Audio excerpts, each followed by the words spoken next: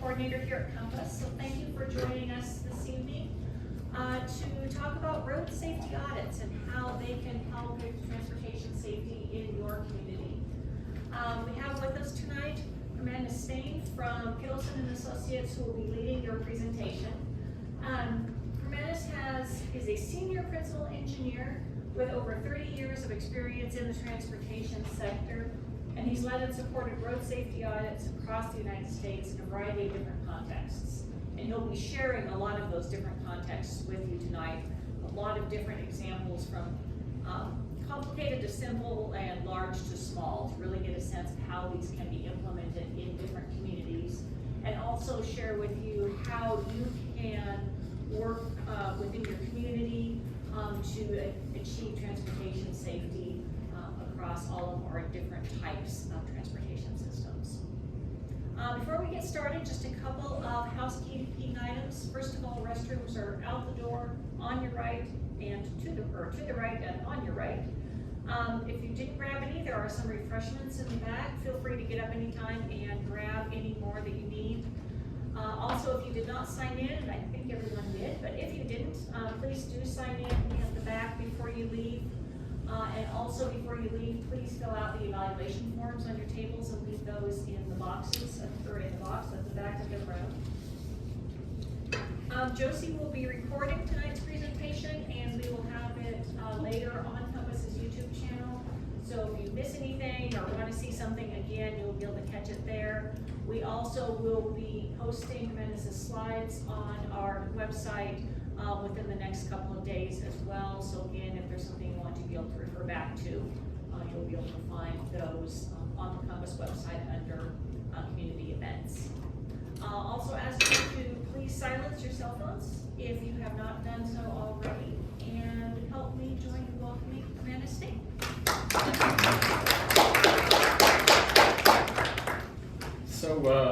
So my goal is to make sure that we're done by 8 o'clock, so 2 hours. So I think it's a small enough group that we can go around with quick introductions. And maybe just tell me why you decide to come tonight to listen to a guy with a weird accent. So maybe the one question I have before the end of the evening, if somebody can guess where I'm from originally. You don't have to do it now, but you guys can think about it a little bit. So if we can just start here at the front, maybe Hunter, you can start. Sure, yeah. I'm Hunter Mulhall. I'm a planner here with Compass. Safety is my wheelhouse. We just finished our regional safety action plan, so I'm here to learn a little bit more about the road safety audit process to help us move forward. Yeah. Alex Gann, Transportation Planning Coordinator for Ada County Highway District. Road safety plays a pretty significant part in the competitive funding world, and it's crucial that we understand that information in order to make our applications. Okay, cool. I'm Kelly Campbell. I'm a research analyst principal in the Office of Highway Safety at Idaho Transportation Department. I actually do road safety audits for the state, and I'm just here to see how you do them and if there are ideas that I can incorporate into what I do. I'm Tabitha Smith. I'm a grants officer with the Office of Highway Safety, and I'm actually just super fascinated with novices, so I just wanted to learn more. I'm just geeking out tonight. Ken Pajan, just a citizen, interested in seeing how this process works out. I'm Gary. I drove semi for 32 years. I got more miles than everybody else in this room combined. I'm interested in what your version of this is going to be. Okay. Just to learn more about the process. Jan Sylvester, community member, and I'm here to learn about road safety. Sheila Gibson, I'm a grant writer for City of Yampa, and we recently had a road safety audit that we reported, and so I thought I'd come check it out and see what else I can explain about. So welcome, and I don't want to talk the whole time, so if there's any questions coming up, feel free to interrupt me, raise a hand or just start talking. But I think it is here, I'll share, I've done a lot of these, as Amy said, across the US. And so it's interesting to see what different states do and different local agencies do, but it's a great tool. So quick big picture overview is, I'll tell you what a road safety audit is.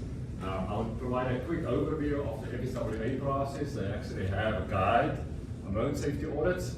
And if I'm standing in front of you, I'll move over a little bit. And then I'll highlight about 8 projects, 8 applications. And as Amy said, I try to use those in different contexts. And then I'll close out with a few benefits on why agencies basically asked to do road safety audit.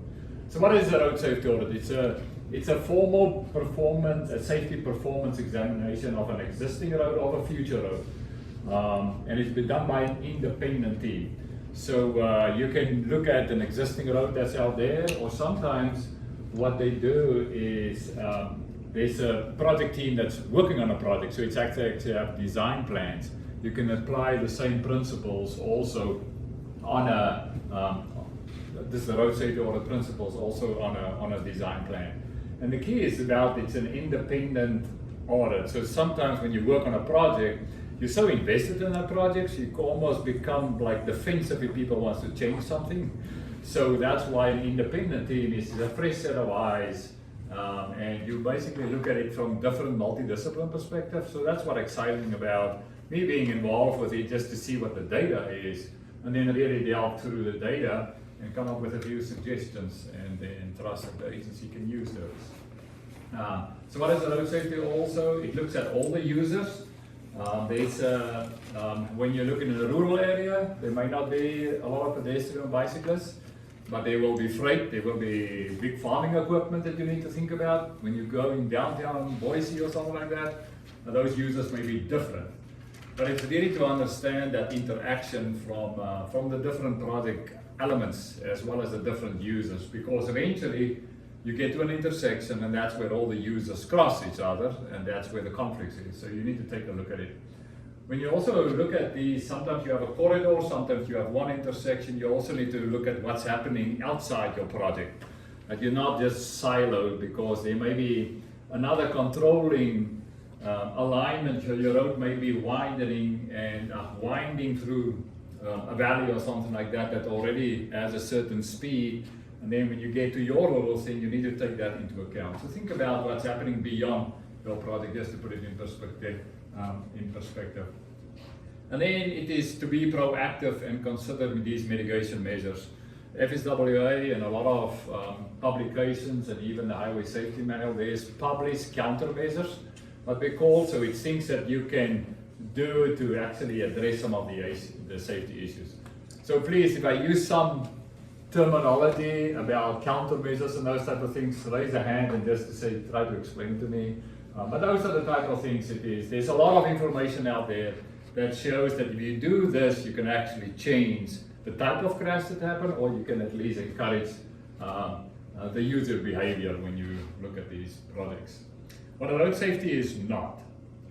So engineers like standards. We need to follow standards. Well, that has also changed a little bit over the last decade or so. But it is not that you look at an intersection or you look at a road and now you have standards that this is how large the radius should be. And then so if that radius is 10 feet shorter than what it should be, now it's unsafe. That's not how we do work anymore. It is really what the safety ought to do is really you focus on the safety, and I'll get to that one. And there's a lot of manuals, there's national guidelines, so there's some the engineers in the room, they will probably look at the Green Book. That's a policy on geometric design on highways and streets, come from ASTO. There's the Manual Uniform Traffic Control Devices, the MUTCD, so those are national documents. But then here in a local level, the state has design manuals. They either accept the national one or they come up with any new ones. And that's also okay, but it's all about how you document your decisions. So what is a road safety audit? To continue it, it is really seeking that opportunity to improve safety. So the focus is on safety. I usually use this example where a bridge needs to be replaced. So there's a structural issue. If I don't do something about the bridge will fall into it. But at the same time, you have like shoulders or you have sidewalks on both sides, but nothing across the bridge. So the key is you need to fix the bridge, and you maybe probably have to widen it to put bicycle lanes on it and sidewalks. But then you zoom out and there's a curve just on the other side of the bridge. And then they look at the curve and they say, well, this curve doesn't meet the standard, so now I need to fix the curve as well. So you start, the scope increase, so you want to do more. But then there's no crashes on that curve, so why do you need to fix it? So the question, do you need to fix it? Probably not. If you start that, why am I doing the project? So those are the type of things, is when you think about it from a safety perspective, it is really focused on the safety, and that's why I mentioned it's not about fixing standards necessarily. So that's a big picture overview about road safety audits, just in general what they are. So there is a FSWA road safety audit process. It's published in a road safety audit guidelines that they have. It's a 8-step process. So I'll elaborate a little bit more on the middle 4 steps. But the first one is there's an agency that identify a project. It's either an existing road or it's a design that's going. So they say, or there's a long-range plan, or there's safety data. So something is happening on this corridor. We need to figure out what's going on. So that's the first step. And then they put an interdisciplinary audit team together. So that's where they can get like an independent people from outside. Sometimes they, like a lot of stuff that I've done in Oregon DOT, they actually invite people from other regions that don't know anything about this region. So it is really trying to get that fresh perspective. And then I'll elaborate a little bit more about the next 3 steps. And that is, now you selected your road safety audit team, and now you start going where you'll have a pre-audit meeting, and review some information about those. So typically what we ask is what information is available when you start looking at it. So what drawings have been prepared in the past, just to make sure that you have an understanding what people have thought about, what they may have eliminated. There's aerial photography, aerials nowadays with Google Earth, and there's so much information available where it's very helpful. Background reports, there's sometimes a corridor study that may have been done, or there was a safety evaluation that was done previously, so it's just gathering that information. Have an understanding about what design criteria do apply in this area, or what decisions has been made in the past, were there design exceptions, those type of things. And then that crash history, the collision history, that's one of the key drivers when you look at crash data. And then we work closely with the police, and sometimes the emergency response folks, because they provide more information that's not always documented within a crash report. And we also look at traffic volumes.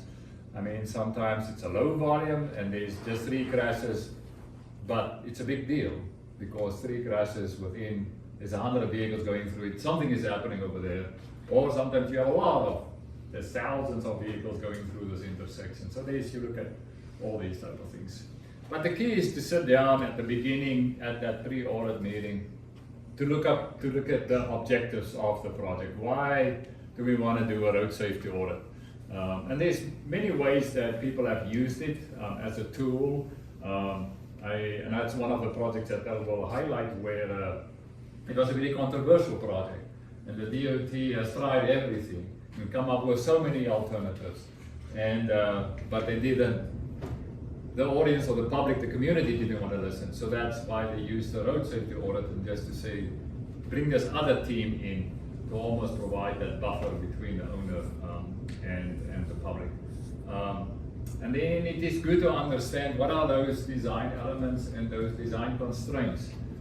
We live in a world where we don't have unlimited funding, and you can't just go right through a wetland, or you can't just buy a row of houses or knock down a house. So those things are, we used to do it. Was it right? Probably not. But we learned from it, and that's what's so key.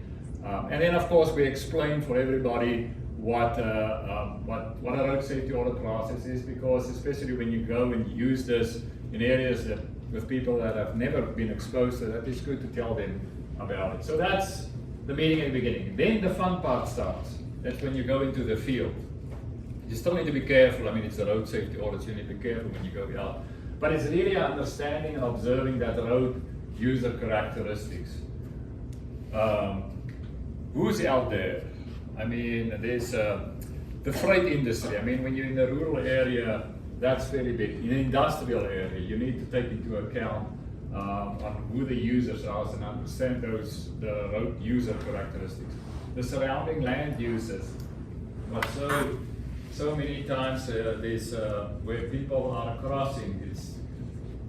I think we need to do a better relationship with our urban planners. The engineers and planners should actually talk to each other, because they will have a convenience store on the one side and a school on the other side. What will happen? Kids will cross.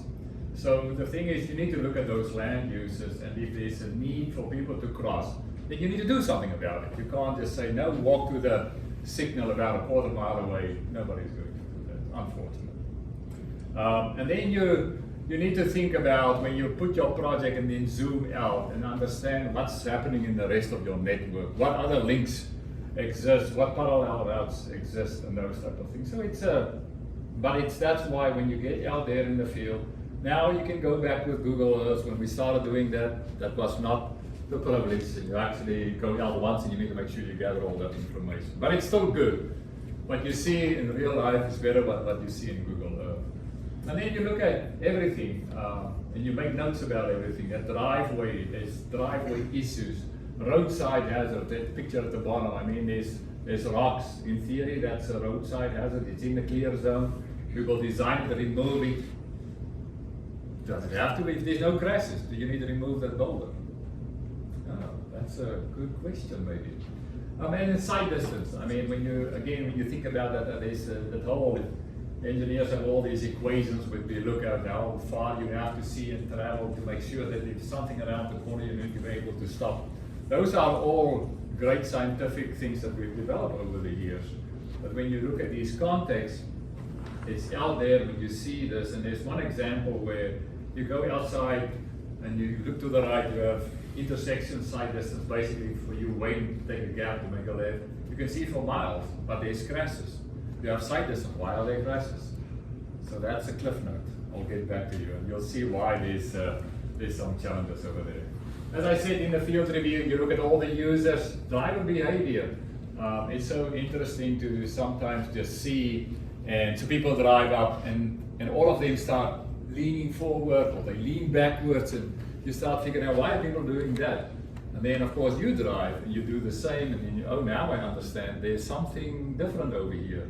And if you stand outside, nothing appears to be a challenge, but that's why you need to understand the driver behavior. That's the same applied for cyclists, their behavior, pedestrians' behavior. We did one downtown in Roseburg, Oregon, where people these signals were relatively closely spaced, people still crossed in the middle somewhere.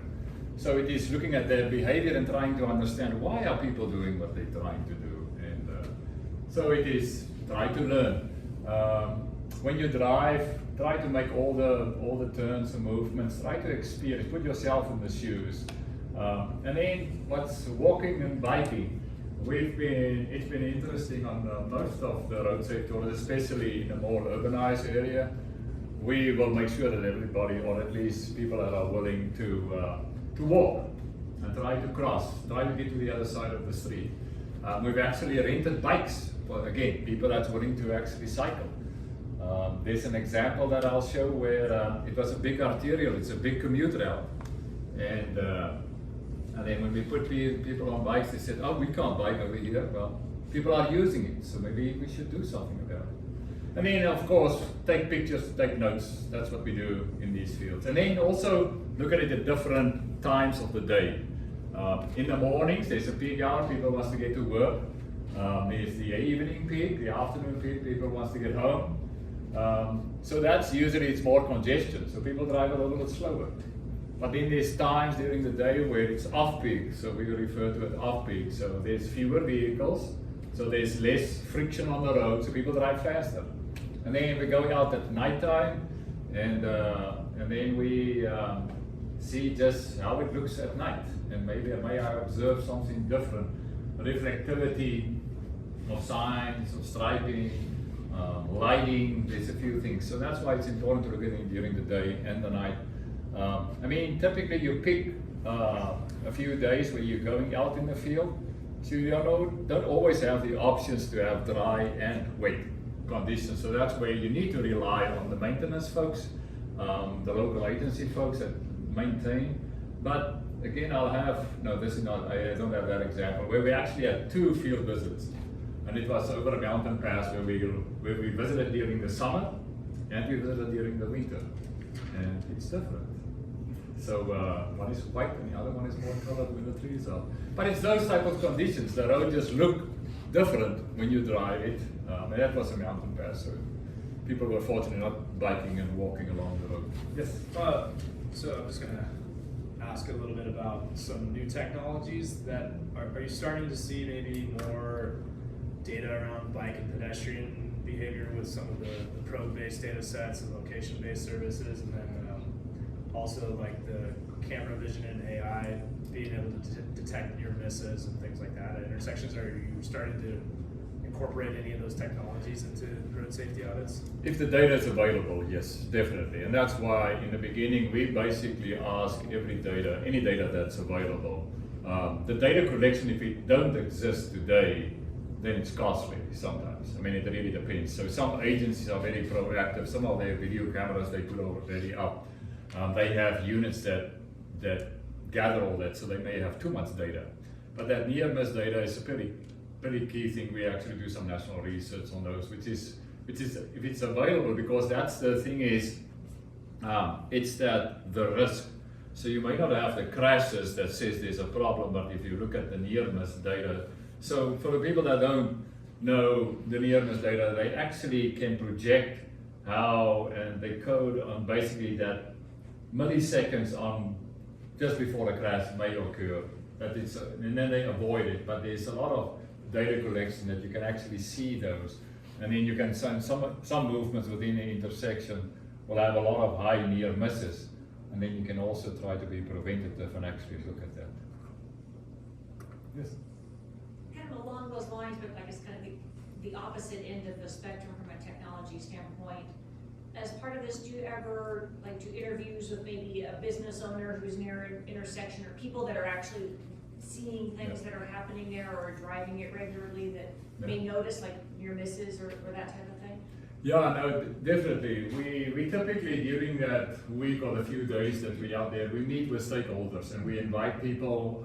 It really depends on the size of the project, but sometimes we actually do go and meet with people in the field, some of the property owners.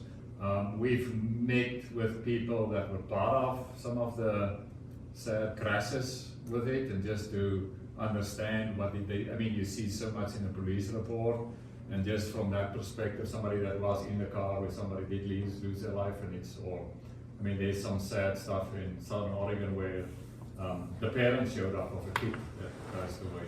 So it's just to get that perspective, and so it is just, all that information is valuable if people are willing. But yes, we try to talk to everybody that wants to say something about the project. And they will show up when they see your vests. Oh yeah, no, definitely, yeah. The business owners will come out. We've had them, yeah. People walking on the street will stop and ask you what you're doing and provide insight as well. Then there's step 5. So we 5 of the 8 steps where we do some of the analysis and then we start writing it up to put a report together. So it's a workshop setting. So now you have a lot of data. So the data tell you something, and then you go out in the field, and what you see in the field, hopefully, will confirm what you see in the data. In the field, you probably see a few more things from a risk perspective than near misses if you don't have the data. So you'll see out there, and then you also go through a review of all the reports, or any available information that's been around that you can take a look at. So the whole team comes around the table of a few tables, and we go through that. It's a systematic review of all the information that's there, and you start identifying and prioritizing mitigation and safety issues. So again, road safety audit focus on safety. So the first step is you try to identify what are these safety issues that we look at. And sometimes it's sight distance, sometimes it's speeding, sometimes whatever it is. And that, you need to identify those, and then you prioritize them and say, well, there's a lot of these, so we need to really look at something like that. When you drive the intersection, if it's pre-existing, Are you just using four-wheelers, or do you have oversized vehicles like I drove? A little bit different. We look at everything. I mean, what we typically ask is the agency, what's the biggest vehicle that comes through here? I mean, and then sometimes, like on the state facilities, the state routes that have special permits, like the oversized, overweight vehicles, we just say the more we know, the more we can plan accordingly. And then there's a lot of software, but that's more on the design after the fact. There's a lot of tools out there that we can use to mimic these big trucks. What is meant by systematically review design drawings? So you go step by step. That's basically what you do, is you look at it, that you understand what, you basically try to build a puzzle of all the background information. I guess I'm wondering why review design drawings is different than systematically review design drawings. Yeah, maybe we don't need the adjective. Well, I don't know if there was a certain word you wanted to do it in, or.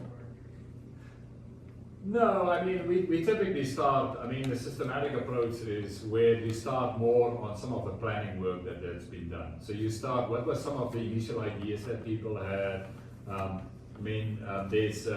There was maybe some crash analysis that happened, there was a planning study that was done. And then you start doing more, typically there's a follow-up there. There maybe have been some preliminary design that was done. So you follow more or less a typical project development process where it starts with an idea or starts with an issue. Has anybody done anything on it? And then, sometimes you see, there's 2 or 3 alternatives at this project. And then you're trying, where did these come from? And then that's when you go back and just to make sure that you follow the process on how they actually came up with a few ideas. Yes?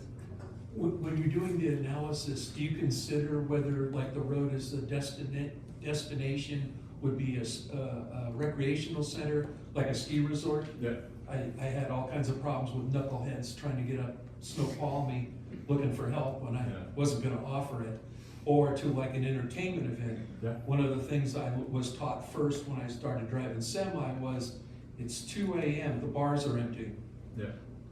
No, it is, yes, we look at all that type of stuff. There was a rural highway where there was a little town, Plaxkanai and Global, it's along Highway 30, basically along the Columbia River. And there was a few pubs along it, and you can actually see some of the crash things related to it's sad, but it's true. But you need to understand that context, that land uses that exist today. That's why you need to go out there and actually see who are the users, what's the destinations, where they're coming from. It's really important to have a good understanding. No, go ahead. Do you use any AI simulation tools? I see little reels where cars are going over a pothole at 25 miles an hour and the damage done to the car. And if it goes over to 80 miles an hour, there's not much damage. Do you ever simulate in any of these? Not as part of a road safety audit. I mean, those are research projects that we do, a lot of simulation things, that we build models and we can analyze anything really. But part of a road safety audit, it's a tool. I mean, these projects, when you do something like this can be as little as $5,000. It can be as big as, it depends on the size, up to $50,000. It really depends on the size. When you think about modeling, doing design layouts, turning templates for trucks, that's another phase of it. So this is really trying to figure out, identify the safety issues, and then when you look at all the safety issues on your project, prioritize them. What are the key things that we need to really focus on? And then figure out mitigation on how you mitigate these safety issues. So then come up with a list of solutions. And then there's the next phase where you can do a lot of modeling and really get into it. So part of the risk assessment is, sorry, I keep walking around. It is you look at about 3 things. Engineers like equations. It's that exposure, probability, and consequence. So what's that potential that exists for crashes? What's the likelihood to crash? And how severe is the crash? So those are the type of things that we take a look at. So if you think about it, I hope people that can't see it, maybe look at the side over there, but there's a left turn that wants to turn across 2 lanes. So there's an high exposure because it can result in an angle crash. But if it's a low volume, it's probably a low probability that that happens. But then if there is a crash, then you end up with a major consequence. So those are the type of things that we take a look at. So we do typically, when you have identified an issue, you evaluate it, and that helps you determine the risk level of it. And we typically break it down in about 3 tiers. And again, you don't compare that with the rest of the world, you compare that with the safeties within your safety areas. Yes, you know, when you do a state, you have available some of the state averages and those type of things. So you can see this project is relatively high compared to the state. So you do that, but it's really when you start prioritize within the project, you start breaking it out, probably in tier levels, tier 1, so the higher risk type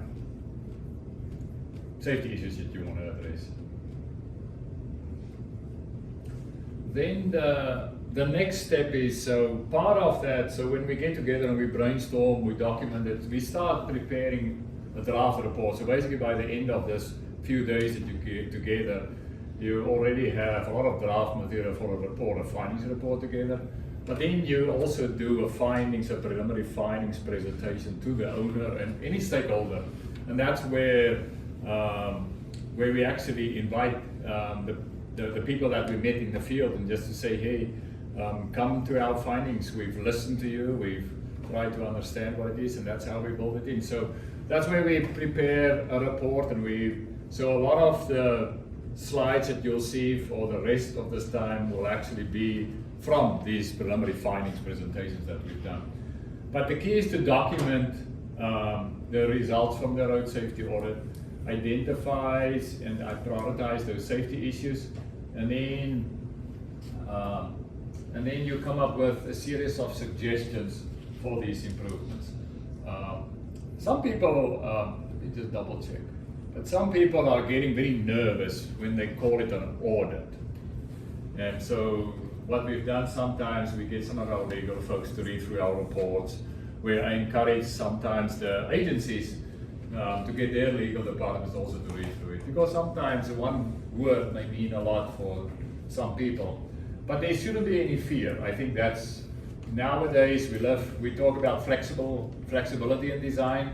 I can talk for another day on what's happening on a national level on that, but there is a lot of flexibility, and but it's all about how you document your decisions.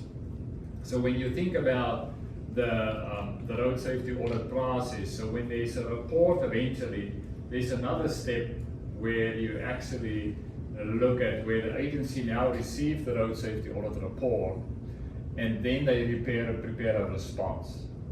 And we work with them on that one, because we come up with a lot of ideas, some near-term ideas, long-term ideas, some low cost, medium cost, high cost, and then the agency will say, well, these are the type of things that we can do, and then these are the type of things that we can't do because maybe their design criteria don't allow that to do it today. But that's the documentation process, and if you go through that, usually we will be okay. When we talk to our lawyers, they basically just say, you're not safe from tort liability if you just say, well, the green books that I had in the beginning, I followed the green books, so I'll never get sued. It doesn't really matter. You can always get sued as an engineer. But it's all about the documentation. So if you actually write everything down on why we didn't do this because of X, Y, Z, that provides a storybook, and lawyers can actually defend you better than just say, I trust in the green book, the ASTO green book. So your recommendations, you're not considering local standards, things like that. You're just saying this is what the problem is, and these are some of the countermeasures we suggest, and then it's up to the agency to look at their internal policies and decide what they want to do with it. Yeah, and that's what's so valuable if you have an independent team coming in, because if you have people around the room that knows their design manual in and out, They're going to default. they'll go to there. So we've come up with some ideas that in the beginning people say, oh, that will never happen in this district or region or something like that. And then again, later on, they start changing their design standards, and then, oh, suddenly the sign appears over here or something like that. So it's a process, but that's why we try to put everything in the table. That's why we talk about suggestions and other recommendations. It's just to give that flexibility, that owner the opportunity to say yes for something and no for other things. Because some things it is just the statutory laws that you need to comply to in some states, while in other states you're actually allowed to do that. So it is a lot of opportunities. Okay, so we're about half an hour in. Everybody still good?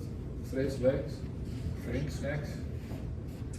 So there's 8 projects that I'll go over. So the first one is Mount Wood Highway. So this is in Oregon. Most of these are all in Oregon, I think, yeah.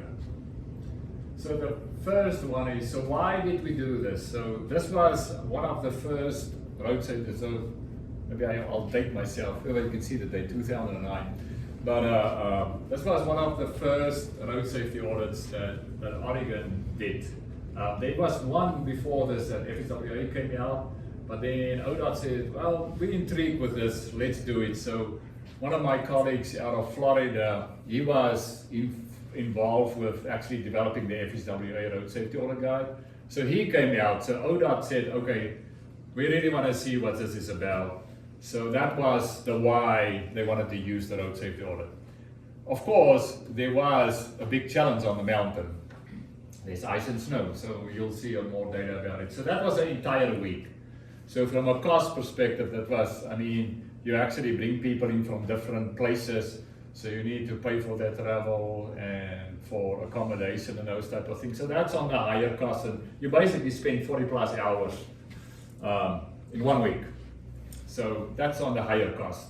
So some of the others that you'll see is just a few days, so it's a little bit lower. And then what's very unique about this one, it's a mountain. So it is, snow and ice was definitely some key things. So this is just a little map where on the left-hand side, government camp, that's basically at the bottom, that's about, what's it, 3,000 feet. And then at the summit, the Timberline Highway, that's about, I think, 6,500 feet. So there's a big elevation difference.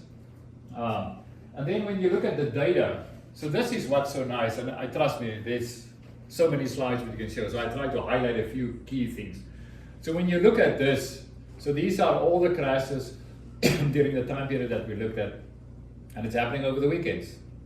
So that tells us something, recreational type stuff.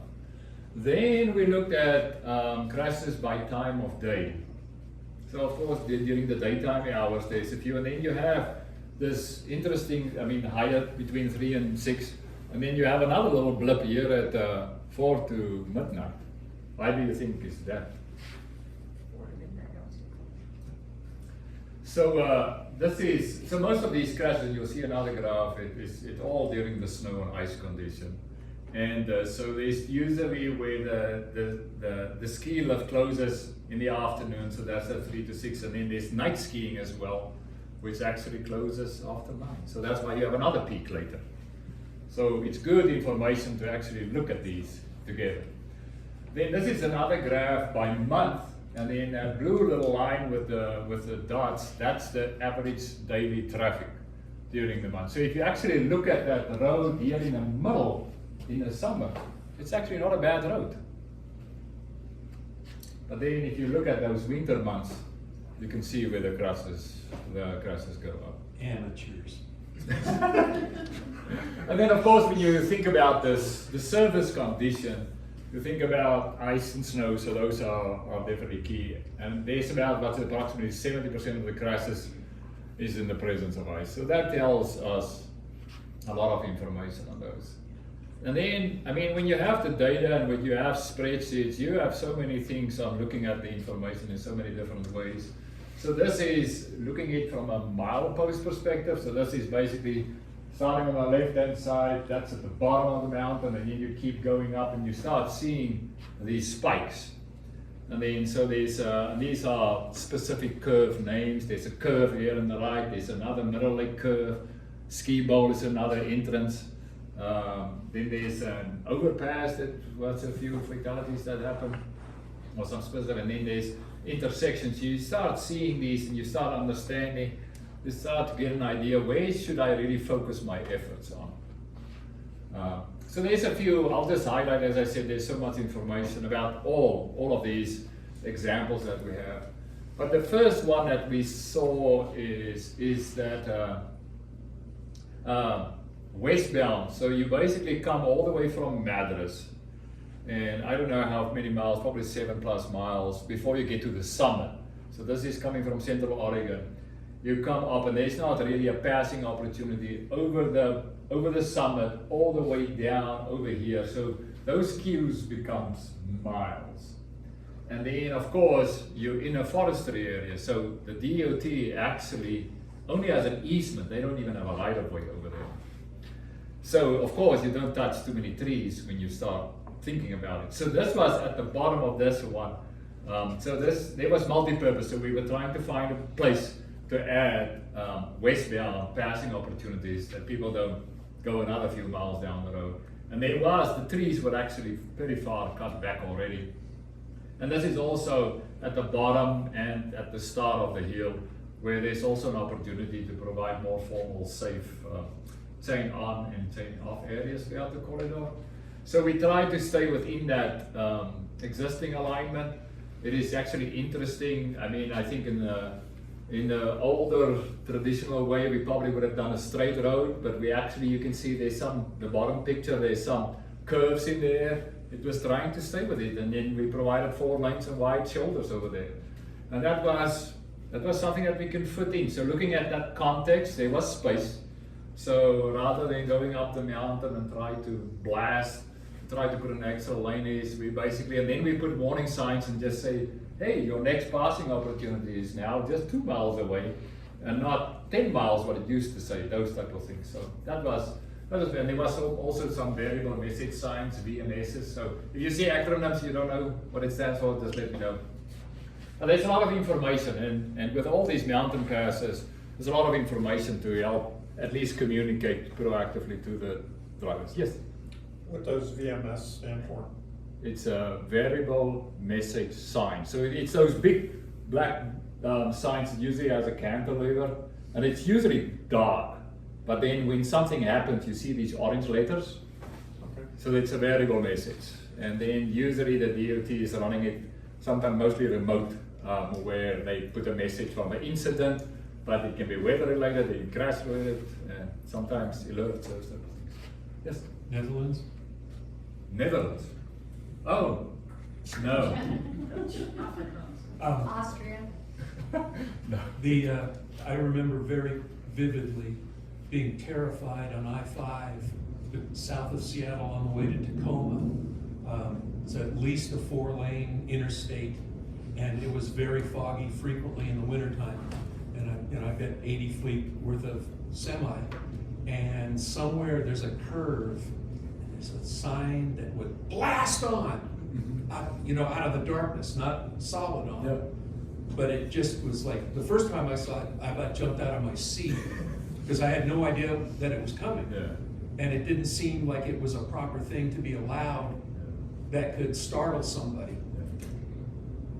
Yeah, it is, that's the, I mean, how do we communicate if there's an issue ahead of you?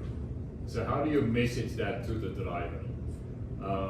We've tried signs, we've tried striping, and sometimes when you have too many signs, it's like an overload, so it becomes background noise. And then what they've tried, so that's a type of an intelligent transportation system. It's like an ITS device where we say, okay, if signs and pavement markings don't help, what else can we do? And then what they do with these type of things, it is, they either have beacons that goes off the whole time, that flashes the whole time, or sometimes as you approach it, there's some detection where you'll go over or the radar reads you, and they will go off. Sometimes it only goes off if you are at a speed to warn you. So there's a lot of devices, new technology that comes along that to communicate that. Did it grab your attention? Yes.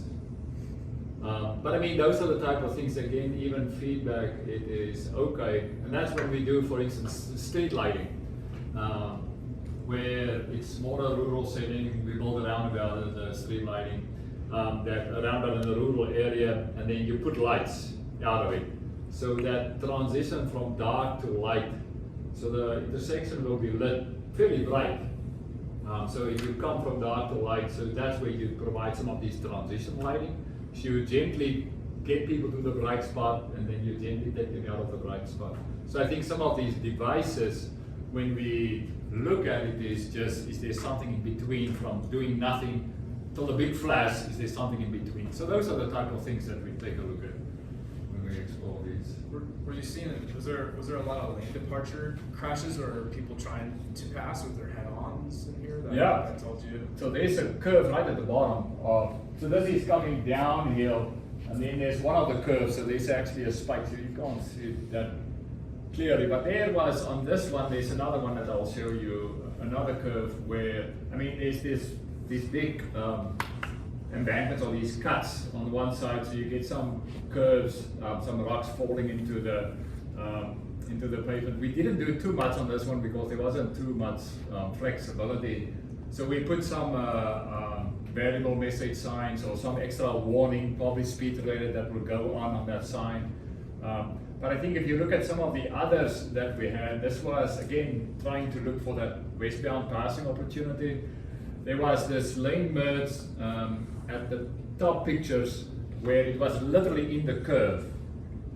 So we worked with them and explored to actually take it to the bottom picture is after, where you take those lanes, that lane merge doesn't happen in the curve, but you take it around the curve, and there was a tangent and there was some room to do some widening. So that was what was introduced. When we started, there was a lot of head-on crashes with all these tight curves and snow and ice. Nothing is going to stop you. You're going into that opposing lanes. So there was a big discussion about introducing barriers. The maintenance folks didn't like it. The snow plowers didn't like it. And we said, well, we need to address that safety priority. There was a lot of head-on crashes. So it became a priority. And working with the maintenance folks, even if they at that stage didn't like it, but try to figure out a way on how we do it. Aesthetic concrete barrier, I didn't realize there was a synthetic one. Yeah, so it's actually, I think it's like exposed aggregate that they do. So I mean, you see the little rocks in the concrete. So Okay.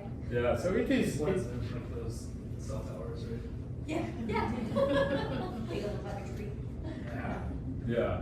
So so that's one of those. This was another curve, which of course if you look at the top one, that's the before picture, where you have one lane going down, and then you had a parking area on the outside of that curve of all places.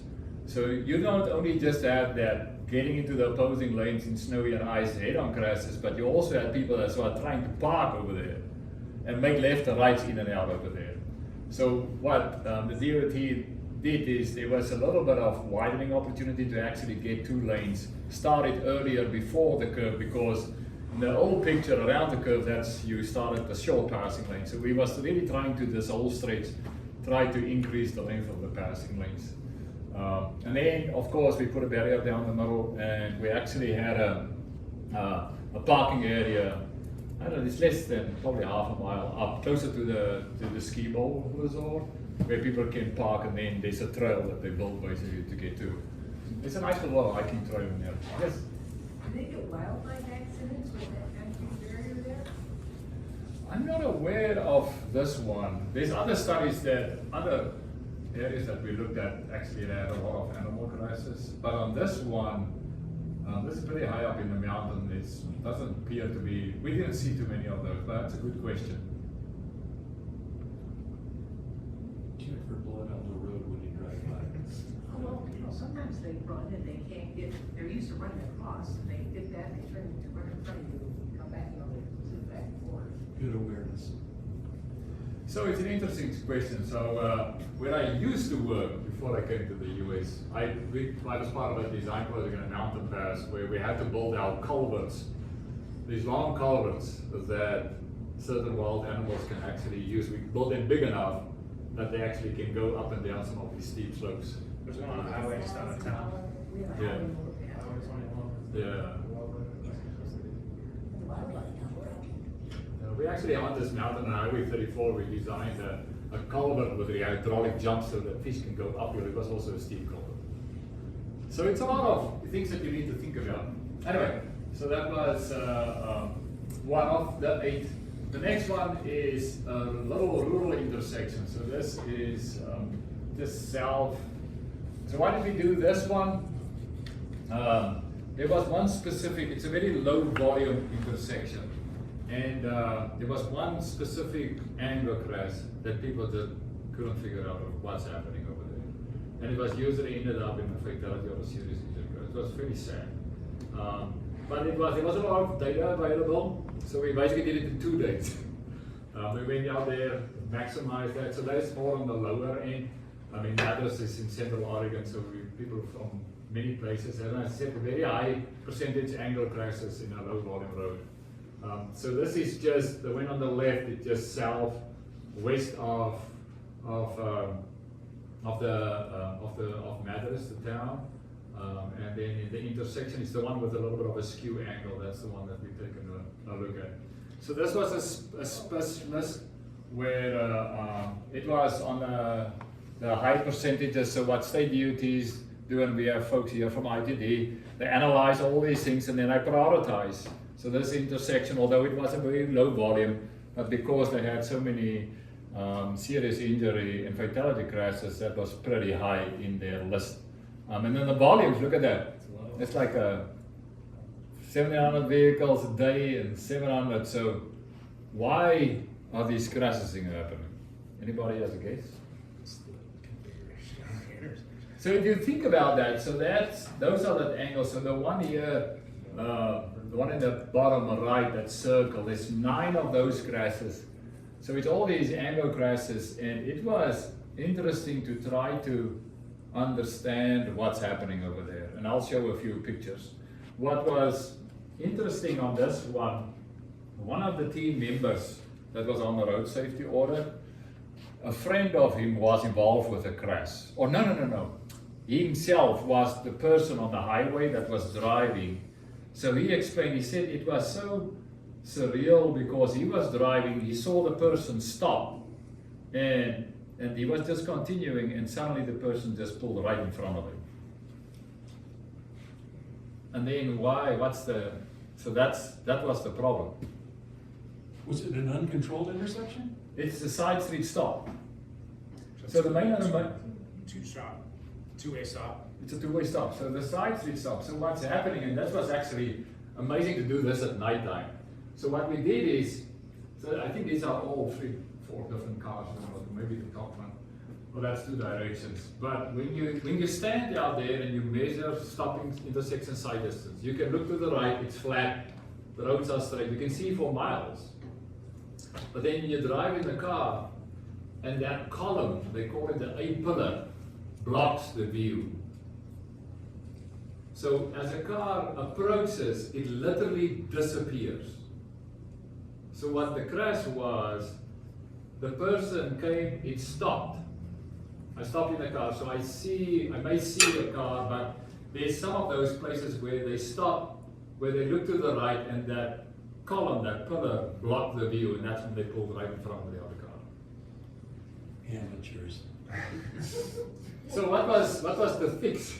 We did just little realignments that angle changes a little bit. That you basically take that pillar out of your intersection side of the triangle. Stop line too. Yeah, you moved the stop line a little bit, but I mean it was really that entrance try to get it.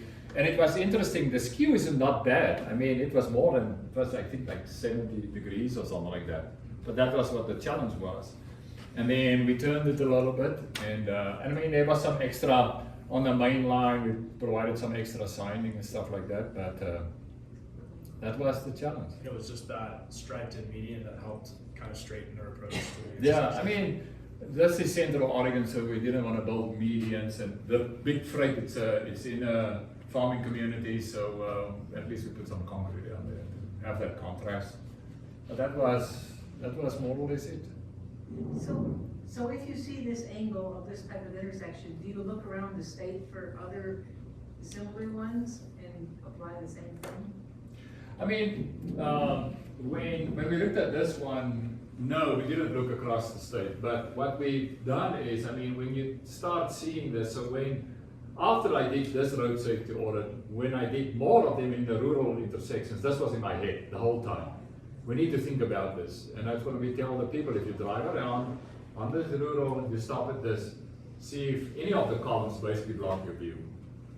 There's another one which was interesting in Clackamas County, also a rural county, where exactly the same happened. And when we explained it and showed the picture, it was just wow. It is as simple, but unfortunately, the crashes had to happen for us to realize it. And what was actually interesting, we did videos because people didn't believe us. So where we went at nighttime, and we literally videoed it, the headlights coming on and then they disappear. And we did different cars with different angles, and they disappear between 3 and 10 seconds. Wow. And I mean, nowadays with the cars, with the structural cars and the airbags, those pillars becomes bigger and bigger.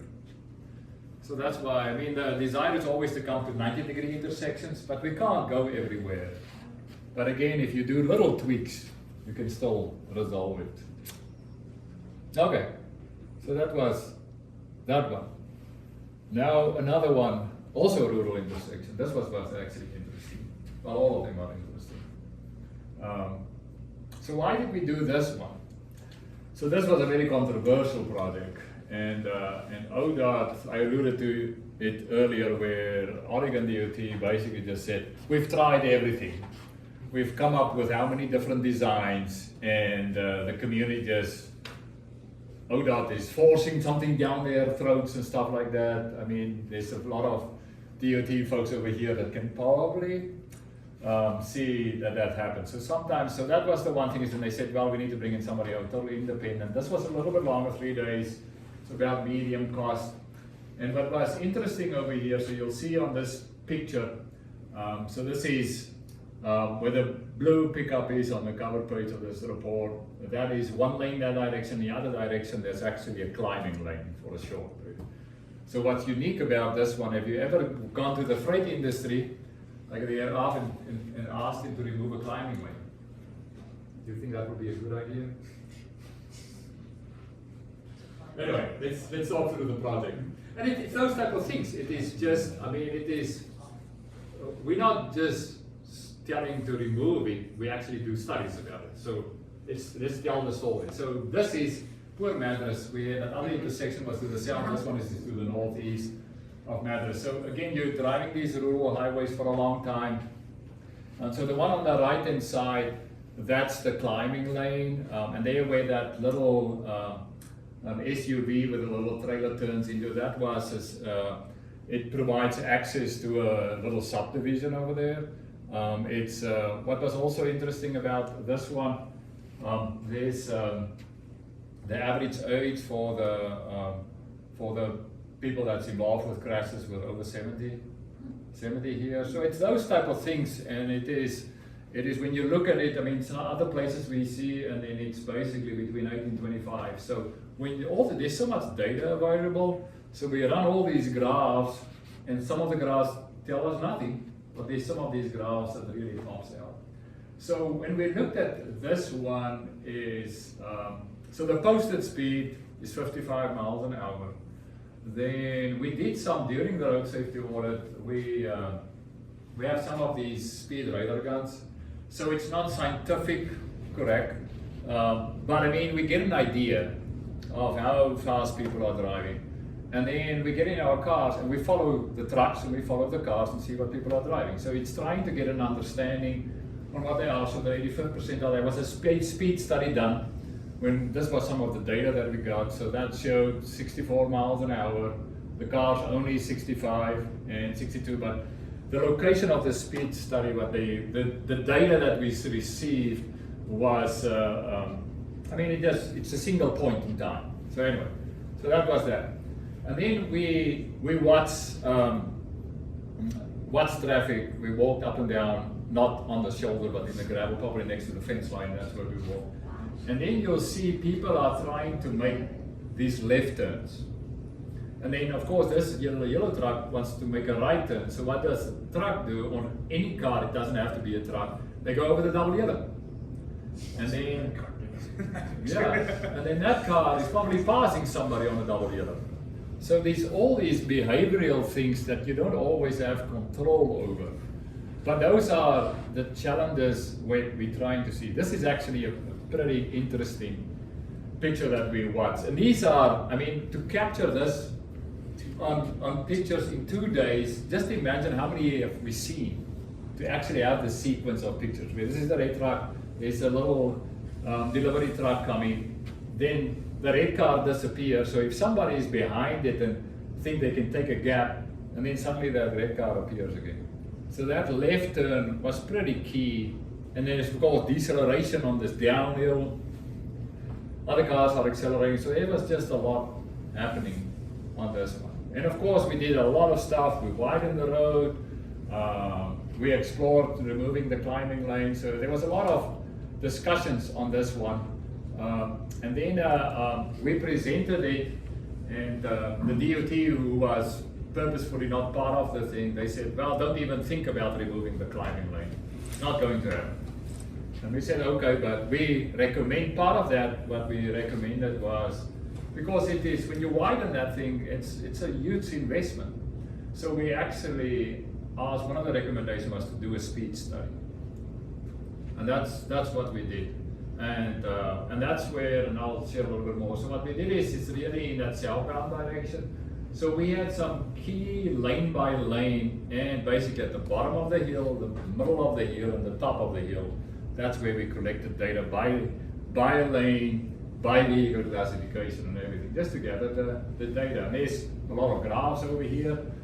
And then, so this is at the bottom of the hill, that outside was basically 63, and then it goes to about 60 in the middle, and about maybe up to 55 right at the top of it. And then this climbing lane is it's less than half a mile. So it's about 2,700 feet. So when you think about the posted speed of 55 miles an hour, the truck's 85th percentile speed is more than 60, so 85%, it is basically driving more than 5 miles an hour over the speed. Over that, so if a truck goes at that 60 miles an hour, it takes a truck about 30 seconds to finish that 2,700 feet. So what passenger cars actually needs to do, if they want to use that passing opportunity, they need to go over 70 miles an hour on that piece of it. So what we've done is, this was good data. So what we did on this one is, Oregon DOT has a freight committee. It meets, I don't know how many regularly. So we actually went with ODOT, and we went to the freight committee to talk about it. And in the beginning, when we suggested we considering removing the climbing lane, they basically just said, well, you can leave now, we don't want to talk to you. But when we said is, well, we have extra data. So the Road Safety Audit identified issue, and then we collected more data. And then when we explained the data, the person that said we can leave early basically just said, well, you can remove the climbing lane. And because there's more opportunities, there's more passing opportunities along this whole corridor. And that was one of my comments in the beginning. When you look at just this little piece, you can get nervous about a lot of ideas you come up with, but when you zoom out, there's passing opportunities a little bit later. And this is like less than a mile from Madras, so I'm going to slow down as you come into town as well. And there's a multi-lane facility, there's a couple of where you can also pass. It doesn't seem like you need the climbing lane if they're already going 5 miles an hour over the speed limit. Yeah, and that is, and that's, yeah, but it is, and those are and that's why when you look at these, you need to understand all the users. And what's always people will say, well, you're an advocate for that or an advocate for this part, and I said, well, tell me what user has priority, and that becomes, I can be an advocate for those. So if you understand the dynamics of freight, I mean, if you do something in the industrial area or whatever it is, you know it, and then you can plan accordingly. When you're in an urban core area, you may have different priorities. So those are the type of things we need to understand how these users work. And then sometimes you don't have just a clear one recipe that applies or everywhere. But if you think about these things, you can come up with some new ideas that have smaller investment but still provide a big opportunity. Anyway, so this was also, these first few has been around for a while. So you can see a lot of these has been built, and I haven't heard anything after these. The next one, I had another one in here where it was so funny. I liked, I'm probably old school, but I put an aerial and tracing paper. I like sketching things.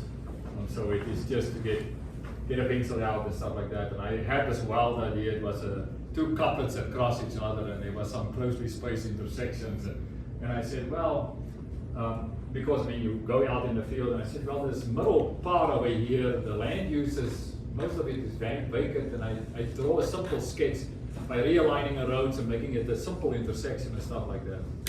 And so that was one of the suggestions, and then we went away, and then one of the DOT folks called me alive and said, that little sketch, we're actually designing it.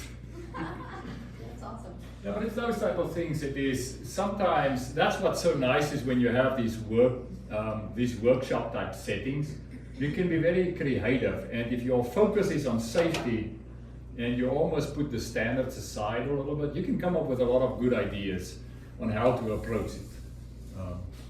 So now we're going a little bit more into the urban areas. Everybody still good? We have about 55 minutes to go. So this one, there was a lot of pedestrian and bicycle activity along this corridor. It's a 4-lane divided, 2-way left turn lane, medians here and there.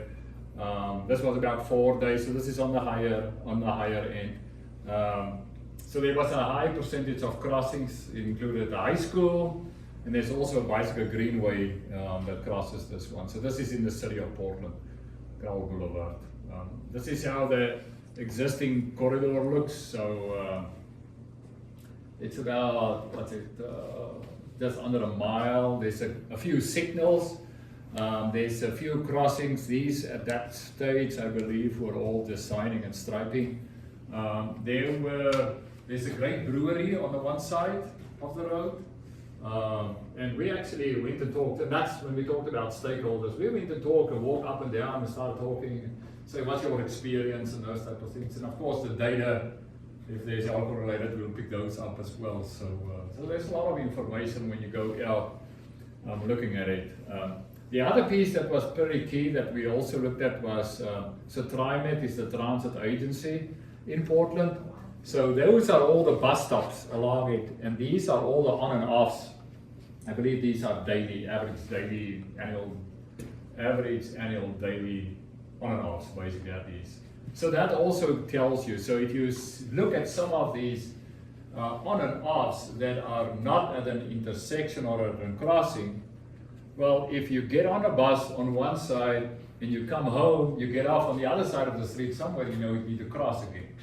So that also tells us something. Okay, let's think about when we look at all the data, do we need a crossing, an enhanced crossing, or something more that provides better crossing? Or do we move some of the bus stops? There's a few things. So that, again, so when we saw this, we made sure that TriMet was a key stakeholder, and we wanted to meet with TriMet to understand their patterns. This is just, as we said, there's so many graphs.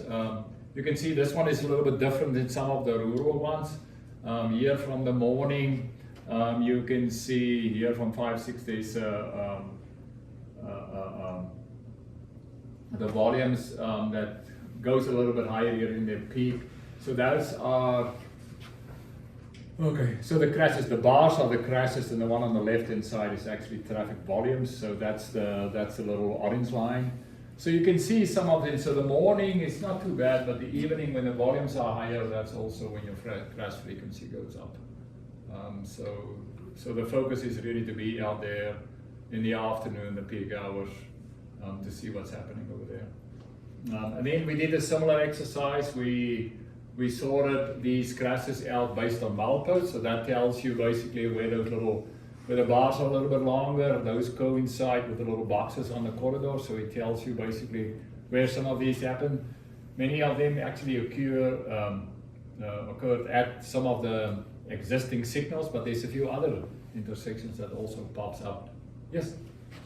On all of these in general, as you're looking at crash frequency, is that all types of crashes or only like a certain severity and higher? Or are you even looking at fender benders? We look at both. Yeah, so we look at all the crashes, so that's one thing. As we say, is since you have all the data, you just use filters. But there's all the new, I think you mentioned, you and Nick completed the TSAP, the Transportation Safety Action Plan. That's a big focus. So, I mean, in the last few years, the focus is more on fatalities and serious injury. Well, I mean, it comes down to how you prioritize, Yeah. right? At the end, you talked about the exposure and the severity, Yeah. likelihood. And if you want to use the fatal and serious injury, you may not get an idea of what actually is happening, Yeah. because you need the other data to kind of tease out what's going to tell the story. So are any of these distracted people like looking at their phones or listening to their things? There are those as well. But I think that the challenge with data collection is it only provides so much information. But there are national research projects that they actually do look at those, and that's where they either build simulation models, they do interviews, they monitor people based on their permission, or at least you work with the agency to put up cameras and just to see how people behave and stuff like that. So, but yes, it is to distracted driving, distracted walking, distracted biking. All of those exist, unfortunately. That's why when my kids drive with me or walk with me, they get an earful from their dad. Rexburg actually passed in Hermanus where you can't. It's like Be on your phone yeah, crossing the street. oh, that's the one Yeah. thing. It's never anything in your ears. Yeah. But anyway, I'm probably old school, but that's okay. But I mean, like right turns. Don't assume the car is going to yield for you when you cross the side street. Look if there's a right turn. Anyway, sometimes the little things, and so part of it, and that's the one thing is I haven't brought up, is education. There's a huge piece when you come up with these things. There's usually an education piece that goes with it, where especially when there's schools, it is really partnered with the schools. And so what we've done on some of these, we meet at the school. We actually talk to the kids. We try to explain to them some of these things. When we want to install a new roundabout, we actually go to their auditorium and just lay out a roundabout and let them walk. They get so excited, then they tell their parents. And then their parents get excited. You want to teach them about safe driving, take them to an auto wreckers Yes. and let them see what will happen, whether they've done their homework, they've been a good person or not relevant. So laws of physics are always applying. And if you can show a young person where the engine has been pushed into the back seat. Yeah. No, it's very so interesting little detail on this one. So Some of these cars are awfully quiet nowadays. yeah, the EV cars. And that's related to some other crossings where especially the visually impaired vehicles, pedestrians, they can't hear the cars coming up anymore. They don't know if their car is stopping. So that's a very good. But coming back to driver education, we spent a little bit of extra money. We sent our kids because I can only scare them that much. But when you do those programs, you see the consequences. And what's interesting, we did a study for the RTC, Regional Transportation Commission, Clark County basically, where in the last 70 years of data, their 16 to 24 age, that's higher than typical, than it used to be. So that the crashes related to teenage drivers basically. And so we were trying to figure out why did it happen. So about 7 years ago, they removed driver education from the schools. It's a correlation. Yeah. As teenage male drivers. females in there a lot more Yeah, than but there it, are too. but it, I mean, it is just so sad. It is, there's so much information, and nowadays with these little things, there's so much information, and we become information overload a little bit. But it is where you can, when at least with friends and family, if you can help part of the education and help talk about it. It's eventually they start listening. A lot of my friends, they always teases me about a lot of stuff, but they bring it up now. I'm not bringing it up anymore, so they are listening. But that's something. Do you have any examples where you've seen like one of your recommendations being an educational piece? Because you're focusing in on like, you know, you don't want your scope to kind of run away from you. Essentially, you're focusing in on an intersection or a stretch of the road. But has there been anything where you've seen like the only or one of the ways we can get through is to better educate the people that use this road or the users? So I mean, these, as I said, these are a few slides that highlight some key aspects, but most of them probably have some educational suggestions. I mean, this one, there's a high school, so there was definitely a huge piece on that one. When you look at some of those rural recreational highways, I mean, we then work with some of that, the hiking trails. I mean, we try to post something, I mean, not we, but I mean, some of the outcomes. It's just provide information out there. Even with that one, the mountain pass up in Mount Hood, where we go up, and there was a big thing with the ski resorts as well. So there's a lot of information about, I think one of the pieces is you do downhill skiing, it's all about speed, and you get in your car and you think you can go the same speeds. So those are the type of things it is to provide your message on To the your need, users basically. too, right? And it sounds like that's a tailored message Yeah. to your users essentially too. So I'll highlight two intersections on this one. You can see that is high school, that's in the morning, going to school. So even just to see where the truck, the back wheels is actually going over the curb ramps. Are you going to make that radius bigger if you redesign it? Make the left turn, that left lane, the stop bar farther back. Yeah, and it's those type of things. It is when you think about trade-offs. I mean, you can't, because you're going to buy a house in that corner if you want to make that radius a little bit larger. I mean, also, I mean that area where the kids are standing. It is. Let's try to figure out if we can at least make that a little bit bigger. So what happened at this intersection? There was actually a fairly sad fatal bike crash where. Again, it's just some blind spot. Well, unfortunately, with the truck driver, and then the cyclist decided to continue through, and it was in that blind spot of it. And but I mean, there's some extra. We look at cycle lanes just on how long people wait, because if they wait too long, people may take chances to cross. We look at the phasing. Sometimes you get rid of some of the permissive phasing and provide protected left-turn phasing, because that permissive, sometimes when cars wait to find a gap, they look more at the gap and they don't always consider pedestrian crossings. You take a look at those. And then there's little things that you can do. You can introduce protected left-turns, leading pedestrian intervals where you actually put the people, they start crossing before the strike street goes. And there's some signing and striping that you can do to help mitigate it before you rebuild the whole intersection. The other piece was, this is a greenway. So City of Portland has a lot of bike routes throughout their city. And this was one of the crossings where, this is 28, so this is just a couple of blocks over from where the high school is. So there's high school kids running across. So they don't want to cross at the signal. This is the shorter route, so it's probably coming out on the side of the school.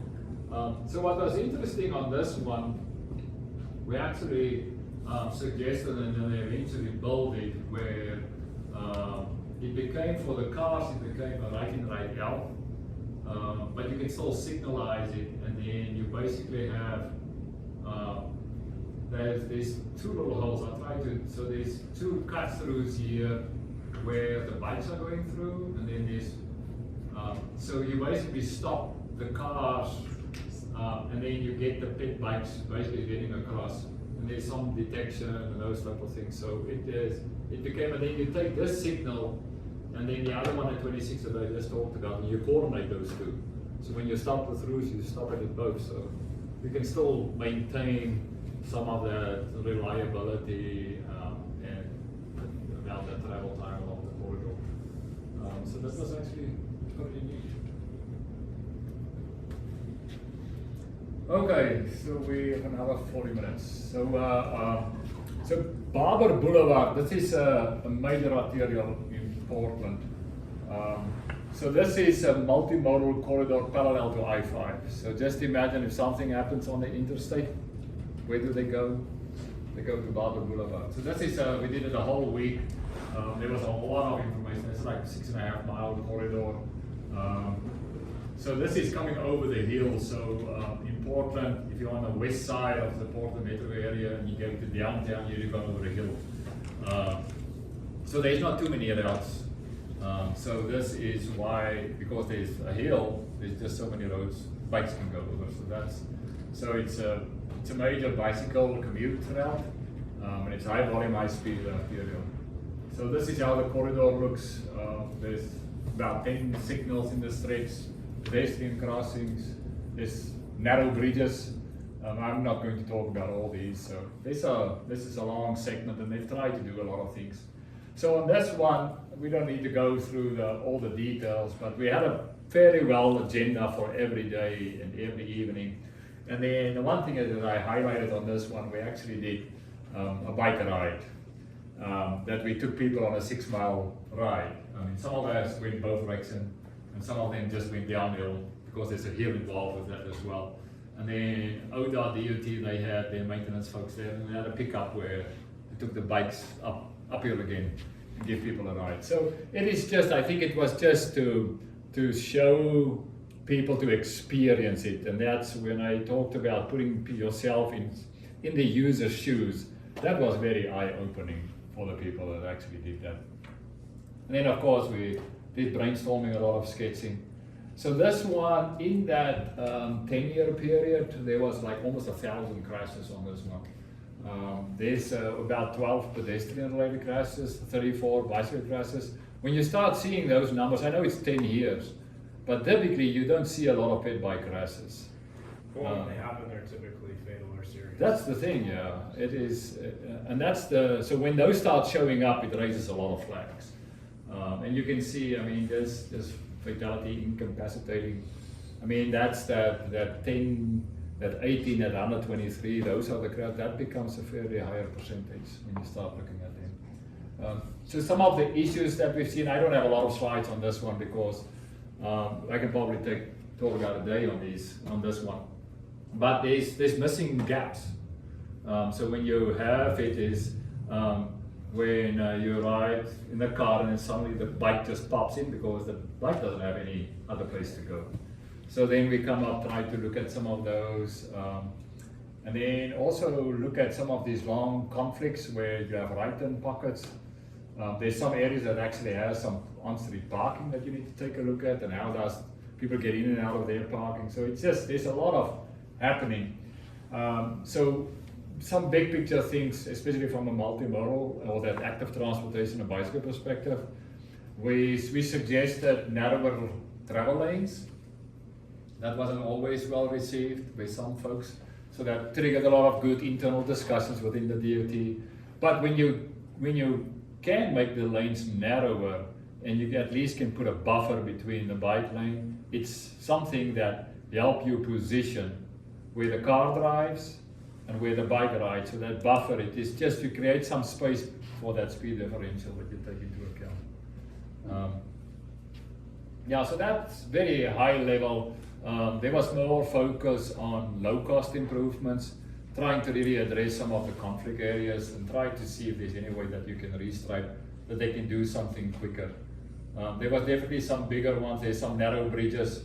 I mean, that you're not going to touch those now, but when those come around with their cycle, we are going to widen those type of things. But it was definitely a tough corridor.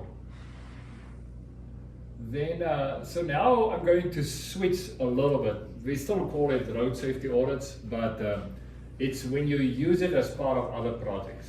So the last three that I'm going to talk about is, the first one is a corridor study. It was Highway 99W in South Corvallis. It's a big corridor study. It's looking like long-term vision what for the corridor is. But it was also a community that had a few fatalities. So that really triggered, yes, we need to do a corridor study to figure out what we want to do is, but part of it was, hey, is there any near-term things that we can do? And then the second to last one is about the capital improvement program. So that was for a local agency, Corvallis, where they were having a series of pavement preservation jobs coming and see, okay, can we use the road safety audit tool on that one? And then the other one is just an investment strategy, laying out a 10-year plan basically, and they use that as a tool as well. So these last three is a little bit different, but I'll highlight those a little bit. So why did we do this first one? It was a large corridor study, as I mentioned. So even traditionally, if you do the full-blown road safety audit, we call this a road safety audit light, whatever it is, with just one task within a bigger project. So we basically did just 2 days. But we use the same principle, we brainstorm, we visit, we document, and that was just a very valuable. And then since this one, we suggested it, and now ODOT is basically say, well, now you need to do it on all the corridor studies. It's a good thing to do. So there's a lot of principles, and that's part of the key thing is the road safety audit. There's a formal process you can follow, but the principles, again, you can apply on many things. So because it was part of a larger project, I mean, doing a corridor study, that costs hundreds of thousands of dollars. And then this little thing is just a little portion of it, so you can easily do that. And then the purpose from this one is really wanted to show to the community, yes, we are looking at this in future, but is there something that we can do sooner? And that was really another little outcome is some near-term improvements. So this is north is to the left. So this is in Corvallis, the Beavers. Anybody that wants to know about Oregon State University? So this is just to the north of this one. But this is, and again, I don't have a lot of slides, but this is just to highlight a few key things. So this is the existing cross section. So there's sidewalks, bike lanes, about 11 to 12 foot lanes, and a 14 foot left-turn lane. So this is how it looks today. And then when you think about speed through here, so you're coming through a system interchange. So just to the left on this page, it's the downtown area of Corvallis, where people are, it's close to 25 miles an hour. Then you come through this system interchange that I think we had a lot of questions, why was that ever designed? But it was done, and I mean, when they built it, there was probably a good reason for it. But you get 25 into this one, and then it goes to 30, there's a school zone, 35, so these are just from that speed stuff. There's a lot happening. Then we also looked at, I think it was an earlier question, we looked at just from a zoning perspective, so what can people develop on all these properties next to the road? And today, there may not be a lot, but in future, there will be a lot. So there was a parallel study where they did some future planning just from a land use perspective, so we were able to take a look at that. This one was also important to get to figure out what the bus routes are, so there's transit. This is South Corvallis, so there's also students living in this area that we've taken a look at. And then from a pedestrian and bicycle volume, so we did some data collection through here, and it was a lot, way more than what we anticipated. I mean, when you start thinking about, so these are, I think it's a couple of days, but within these, some of these hours, I think the one on the left goes up to about 30 pedestrians and bicyclists. So these are fairly higher volumes that you typically don't see out there, or you don't anticipate it when you have a 5-lane cross section and people are driving faster. It's December and November. And that's in December, November. Yeah. So there's a need, and I think that's why, okay, we have people over there, if we actually design for them, there's likely going to be more, And then we really need to address some of the conflicts on where they are. So that was good to know. There was so many issues that we've seen: speed, crossing, lighting, signing, bicycle comfort. I mean, what do people do if you don't feel comfortable riding in a 6-foot bike lane where people go 40 miles an hour next to you? You ride on the sidewalk, and that's where usually people end up. So the cyclists are on it, and then you have a pet bike conflict, and then they don't like each other if they sometimes share space. So. And just, I think when you get to that system interchange, that's probably too much detail, but just to navigate yourself, there are trails, and just to make that connections over there. So was that an off ramp from the interchange coming into downtown? yeah, there's basically a westbound ramp coming in and a southbound ramp coming So out of where the town. speeding is coming in. Yeah, and then so I mean, it's a system interchange that was designed for 40+ mile an hour ramps. I mean, we have the connector here. Yeah. That drops you off into downtown. Yeah. You could.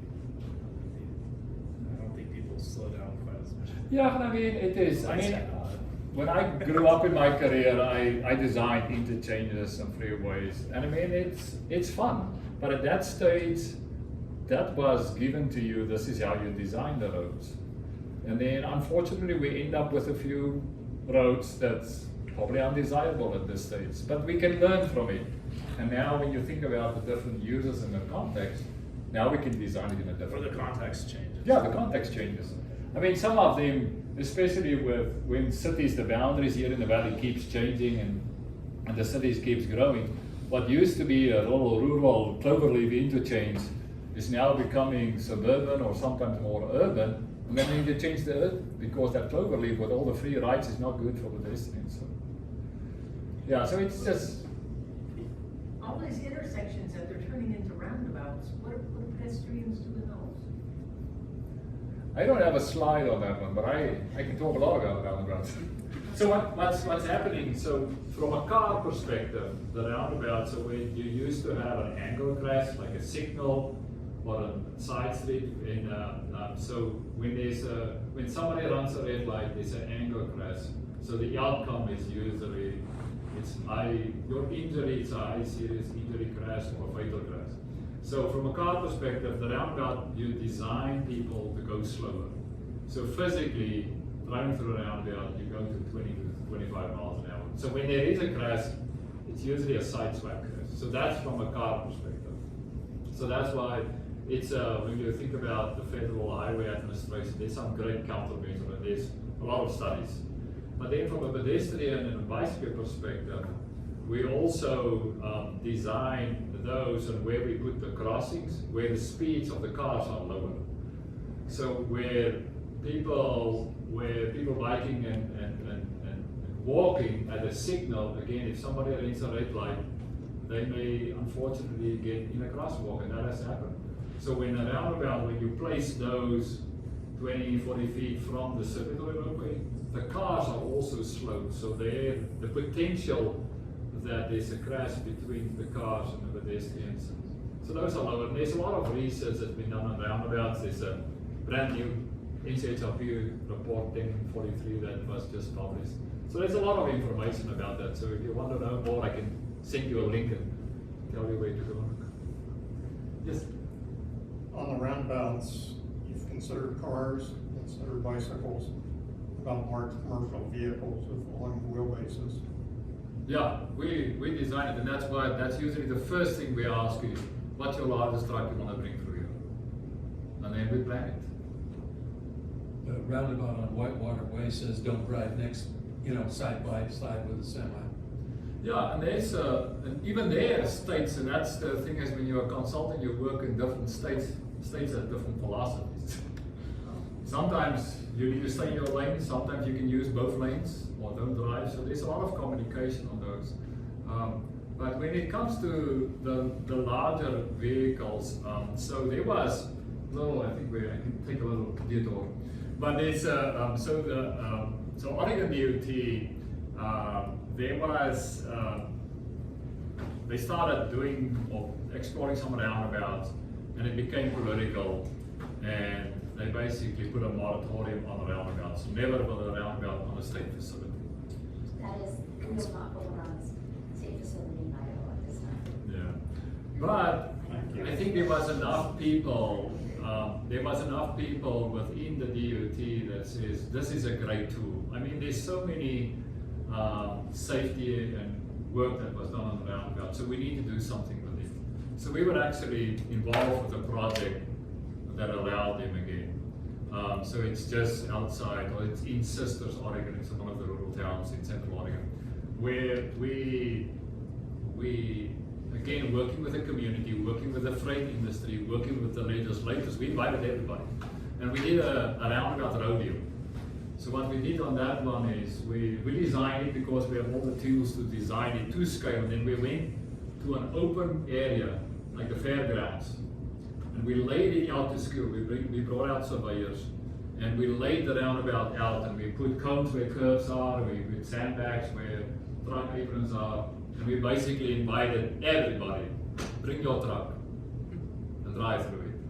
And then part of that one, when the truck shows up, we will have somebody that sits in the cab with the driver that just say, hey, as you go through it, explain to me what's going on. And then we actually mounted GoPro cameras at certain locations in the trucks to look at blind spots and those type of things, so what the front wheels are doing, the back wheels are doing. And then the school buses, everything, and then the first thing is, oh, my school bus is not going to go through here. And then they go and they don't even touch some of the sandbags for the truck. And then we went into Portland and we laid out the same roundabouts, and that's where we invited the legislators as well. And there we said, bring some of the oversized vehicles. And we had like 134-foot trucks going through the roundabout, but we planned for those. And we provided documentation, and that was actually pretty sweet. And now there's a good relationship between the freight industry in Oregon. I mean, I've been involved with a project roundabout in Seattle DOT now, where it's a very constrained area. That's their first roundabout because, I mean, Seattle is very big, so you can't take a building down or something like that. So we laid it out and we ran some stuff, and there's bus routes going all over the place, and the transit agency said that no, we shouldn't really do this roundabout, and we did something similar. We went to a parking lot and we brought all the transit different buses, and we went through it. So that's part of that education piece. You won't do a roundabout rodeo if you want to explore roundabouts as part of a road safety audit, but it's a tool, and just to say, hey, from a safety perspective, a roundabout will be a good opportunity at this intersection. A follow-up is work with the community to actually do some of these things, to help them educate on what a roundabout can do. Anyway. Bring it to a railroad, see. Yeah, no, that's for sure. Can you tell me again what the NCHRP project number was? It is 1043, NCHRP research, skills and action related. Okay, thank you. Yeah, but that's the most reason it gathers all the data up to now. Then on this one, so the interim improvement for this one was really restriping, and then a lot of crossing. So part of this project was, yes, there's a corridor study that we will design separated bicycle facilities and everything, protected intersection. This one actually has a few roundabouts. There's a core that's more signals, and as you go more to the fringe, some roundabout. So that was, and then in between, the interim was, okay, when the paving job comes, before the big corridor comes in, let's restripe it and look at crossing. So that was some of the near-term things. So the next job was, this is in the city of Corvallis. It's their capital improvement program, and then there's paving jobs for 5 corridors. So this one was really to scope those projects. So they have a little bit of funding. It's not, so the people that lives in the industry, the 1 hour projects, it's just paving, you don't touch everything, otherwise it's scope creep. But then nowadays people are saying, well, we may have some extra funding, let's see if we can do something more than just putting new pavement down. And putting the stripes back on where they were. So that was 4 days, as I said, as 5 corridors, a little bit of a higher cost. And then the key was to make sure that we understand the safety issues, but then come up with some low cost improvements that we can integrate as part of it. So these are basically those yellow lines are across Corvallis. This is just the schedule. So we pack the schedule. When you go do these road safety audits, you pack it from morning to evenings. But it's a lot of fun because you really get to know it. You don't get distracted with a lot of other project work. So it's pretty neat on this one. So some of the big picture thoughts, it is, as I mentioned, focus on the treatments that can be included within these pavement preservation jobs, signing, striping. There was a little bit of, there's also the ADA, the Americans with Disability regulations, so they have ADA transition plans where they need to update all their intersections, so there was a little bit of funding for that. So when you start putting those little buckets together, you can actually start doing a few of those things. So that's why they were actually considering some curb extensions where they can, and then we look at a lot of cross sections, and there was also a few spot specific intersections that we looked at. So I'll quickly go through these 5 corridors. So this is just a local road. This may be a collector where there's on-street with a double yellow down the middle. So when we started thinking about this one, there's on-street parking. So this is how a cross section may look like.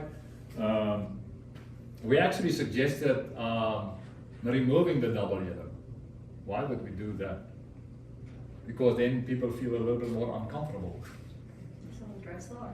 Yeah, so they drive slower. So it's these other, and there wasn't really too many speeding issues on this one, but it was really, so part of this one we did some curb extensions, remove that one, and really try to make sure there's enough key locations where we choke them down with the curb extensions. But we didn't decide to stripe all the parking. I mean, you will put a lot of paint out there. And then the thing is as well is it's not that highly utilized for the on-street parking. So we tried a few. This was actually at the one end of the corridor. There's a school. So on this one, we did say, well, curb extensions, or if you can, maybe you raise the intersection. That was another thing. But then you start. I mean, that's when it starts growing, because then you need to think about drainage and all these other little things. Could you, I mean, I've seen like the flexible barriers or paint as an alternative to putting curb down, or? Yeah, so that's, I don't have, but that's another one that, I don't have any of those. Sometimes they refer to it on the East Coast, there's a lot of agencies that they call it quick build projects, where they do those. It is, as you said, you basically paint this and you may put some surface mounted delineators over there. So it provides that. And then it's just how you handle pedestrians, just especially with visual impaired pedestrian, where you put your truncated zones. So there's a little bit more that you need to do.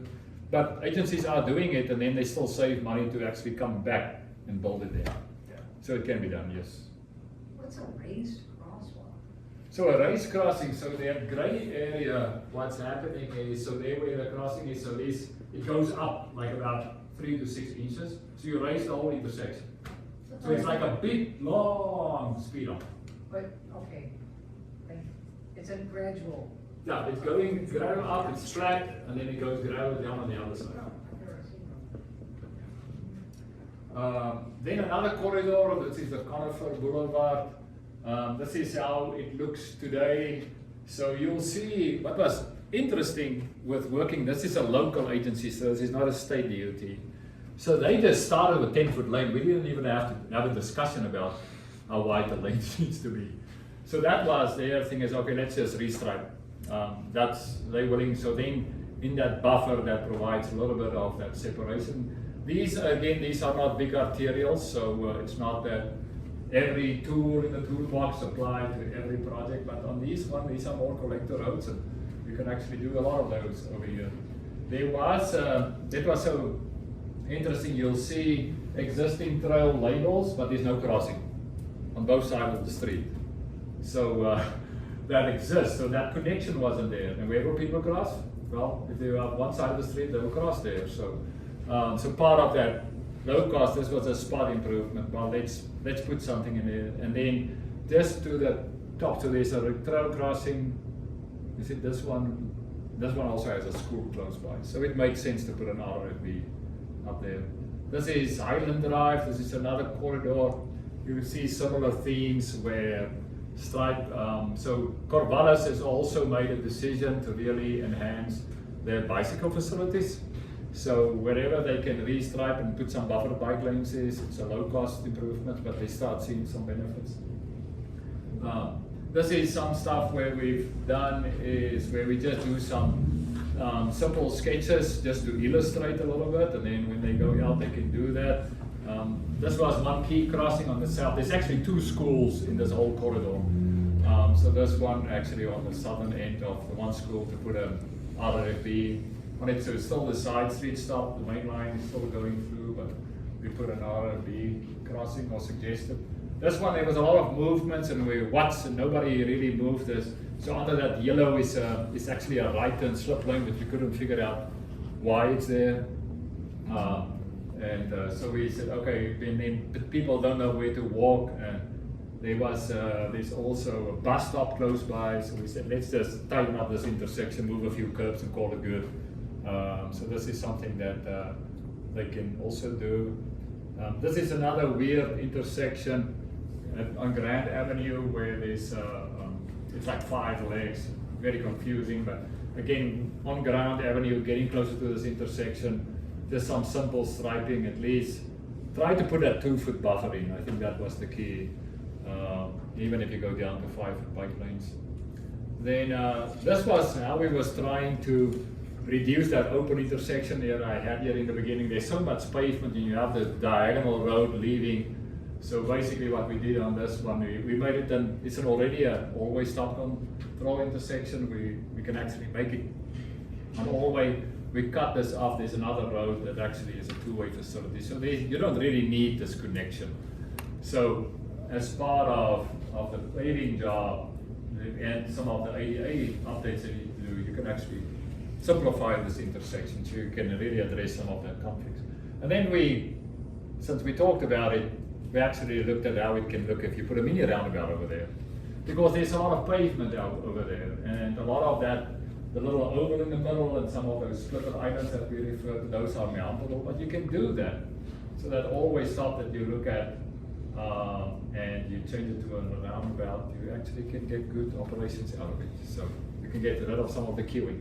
Again, it's a tool in the toolbox, and when you do that, you'll probably do a study to say why you pick the one over the other one. We're not promoting anything, but you can figure it out and see what the community likes.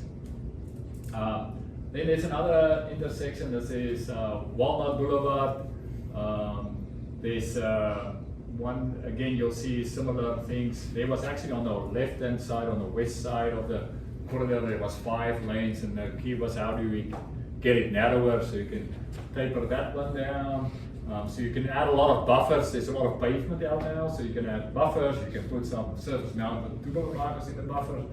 You can actually put a good crossing. There's actually bus stops at this intersection. So this can all be integrated by using a road safety audit process and principles. You can, some of the outcomes. On this one, since we have a lot of pavement out there, you can also think about a roundabout on this one. A lot of opportunities. And it is, I mean, just one quick side note, I'll make sure that we finish within the next 12 minutes, but if you go to some of the cities, like I don't know if people have heard about Carmel, Indiana, they have more roundabouts than signals. It's amazing. I was there a few months ago, part of a national project.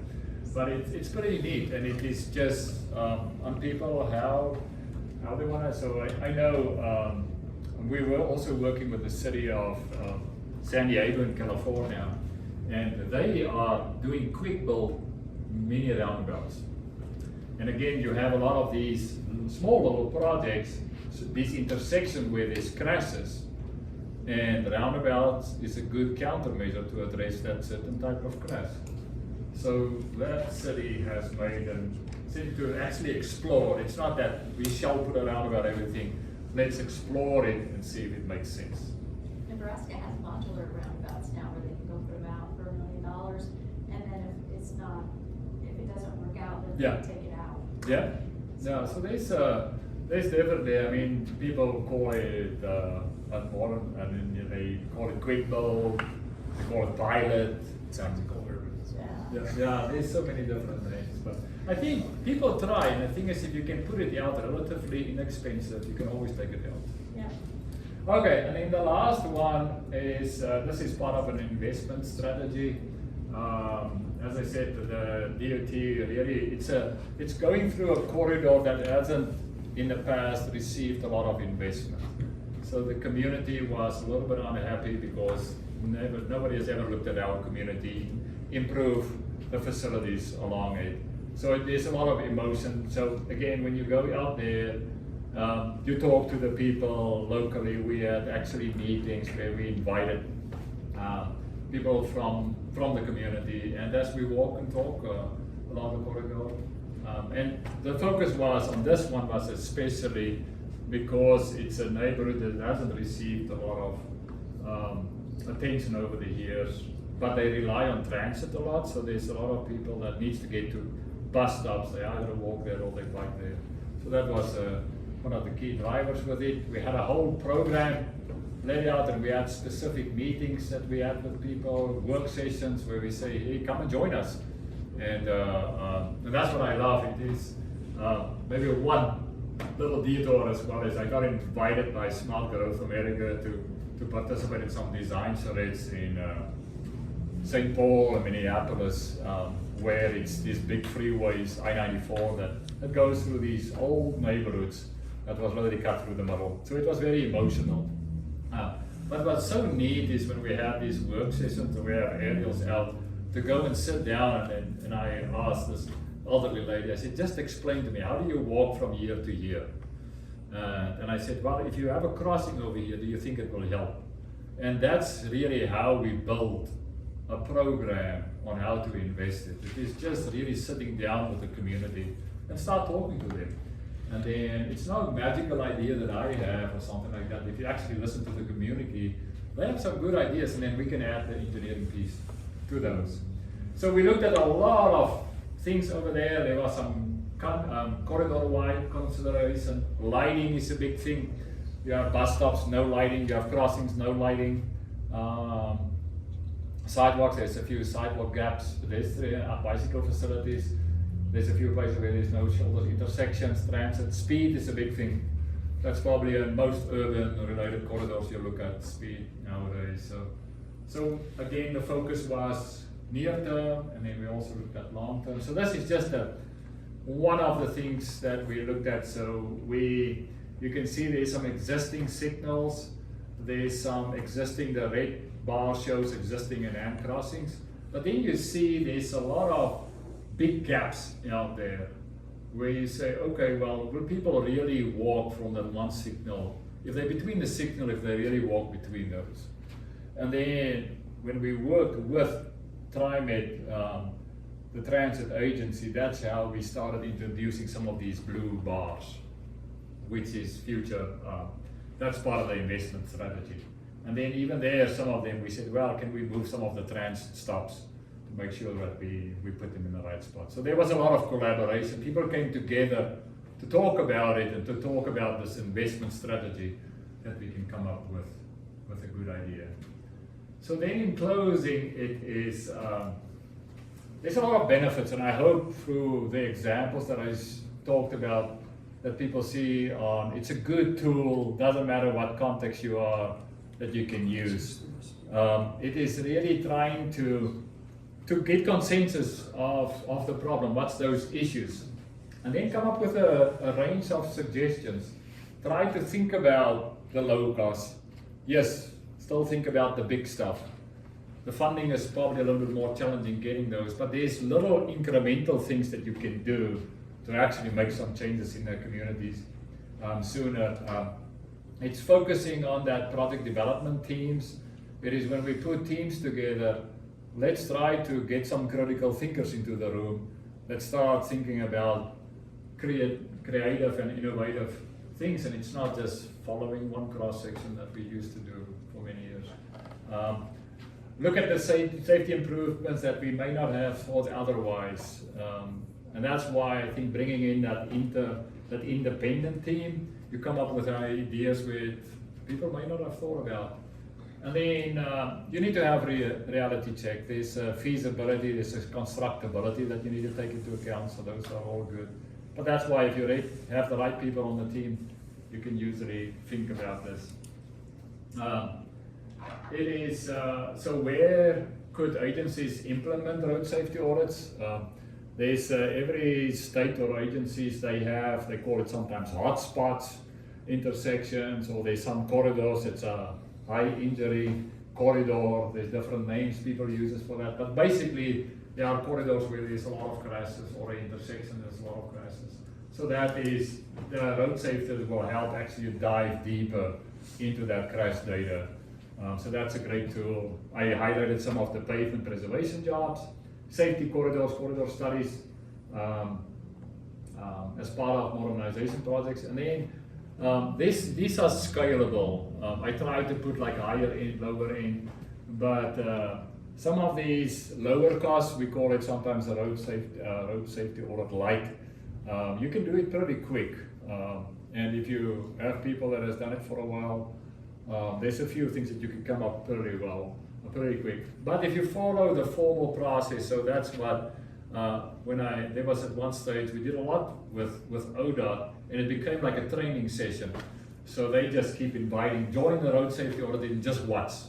So we had our core that was actually doing the road safety audit team, but the staff, the younger generation, they said, there you go and learn. So that was actually a lot of fun. And then one of the projects that we did is that controversial one on the north side of Madras. We actually had the previous mayor on the team that had no engineering background, and it was actually so much fun to have somebody, because we can so easily get so bogged up with our engineering terms and those type of things, and it was actually. Are your teams almost exclusively engineers then? No. Okay. No, there's planners, but I mean professionals basically. Okay. Yeah, I mean there's maintenance folks, planners and those type of things, but it's just from a general public. That's sometimes the most fun I have, because it is just, it's just, I mean, I love what I do and I like trying to explain stuff.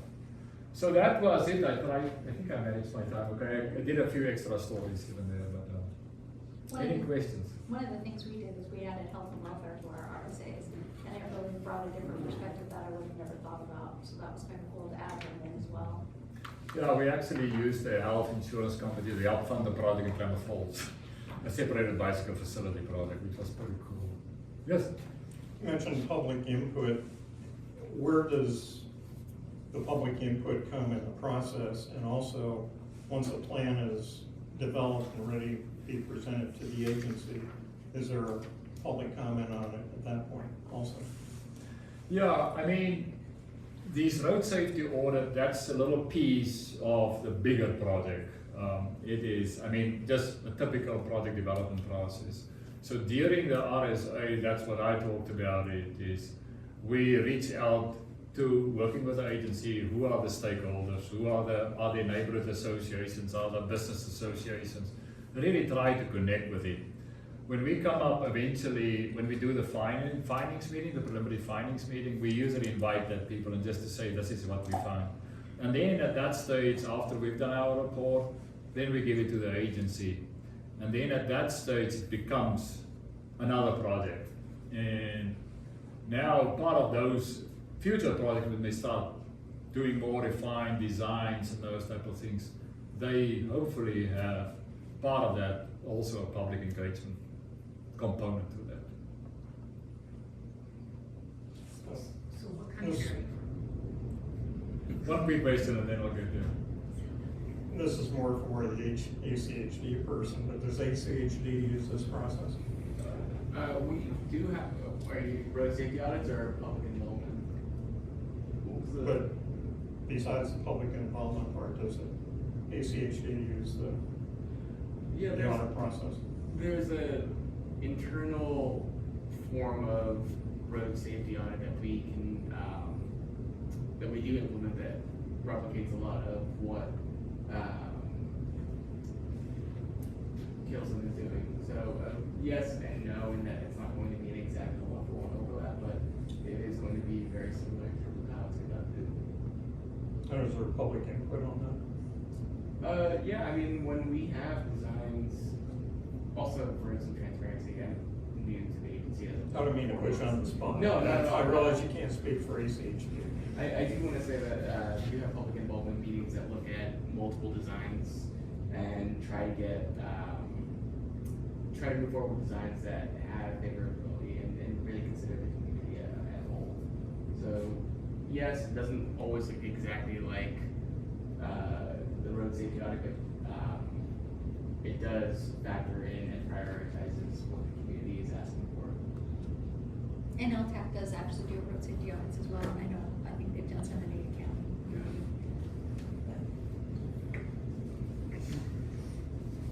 And if it's a state road, then ITU does pretty much follow this process. Ours are usually 2 days, we do a half day, a full day, and then a half day. But we do follow the process for out of the FHWA manual. So where's the public input in that? So it depends on the project and where it's at, but we'll invite the community in for the kickoff meeting is where public input usually comes in, is at that kickoff meeting. Because like he was saying, it's all the stakeholders and any interested parties. And depending on who's doing the RSA in what area, they might advertise it in advance, or it just may be word of mouth. So it just depends. Okay. And then when you're ready to go to the board with it, or So we don't before it's actually- ready to be released, where's the public input? So we don't actually have the public input on the RSA itself. It's that we provide the RSA report to the district office, and then they do what they want with it, which includes they're supposed to provide a formal response to our RSA and say, we're going to do this project, this recommendation, or no, we're not going to because we have these different things. So there's no public input on the RSA report itself, but then if they take that RSA and they do a project, that's when they do the public input. So they'll come up, so does that make sense? The RSA is just saying, hey, these are some suggestions, these are the issues we found, these are the positives, these are the negatives. Then it's up to the district to plan the project and interact with the community at that time. It's very simple in that regard. Once we've actually mapped out a couple of different designs, we'll bring it well ahead of the after project being implemented to Yeah. say what might be most favorable, what might be most beneficial to the community. So do you want to know where I'm from? So we'll answer the question of where. Texas. South Africa. I'm from South Africa. I cheated though, I looked up your name to see where it was originated. Oh, I can't cheat. But I also, when she said Dutch, it also made me think about, of all things, Afrikaans, I said well, Afrikaans. Lethal Yeah. Weapon, was it 3 or 2, where they had the Dutch people from South Africa? My mother tongue is Afrikaans, so that's why I have a strong accent. The English-speaking South Africans, they speak the British English. You don't sound like British. No, I mean, I've been here for 25 years and I still haven't lost my accent, so probably won't. Anyway. Okay. Well, thank you all. First of all, help me thank Hermanus for